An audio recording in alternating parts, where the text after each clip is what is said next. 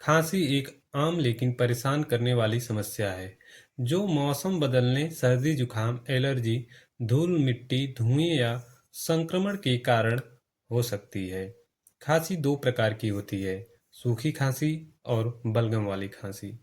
सूखी खांसी में गले में खराश और जलन होती है, जबकि बलगम वाली खांसी में छाती में जकड़न और कफ जमा होने की समस्या रहती है। खांसी के आम लक्षणों में बार बार खांसना, गले में खुजली, सीने में भारीपन, आवाज बैठना और कभी कभी सांस लेने में दिक्कत शामिल है।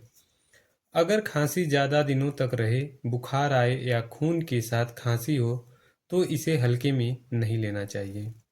कुछ घरेलू उपाय जैसे गुनगुना पानी, शहद, अदरक, तुलसी, भाप लेना और गर्म तरल पदार्थ खांसी में काफ़ी राहत देते हैं।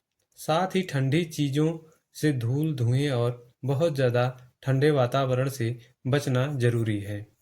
खांसी को नज़रअंदाज न करें। समय पर देखभाल और सही जानकारी ही स्वस्थ जीवन की कुंजी है।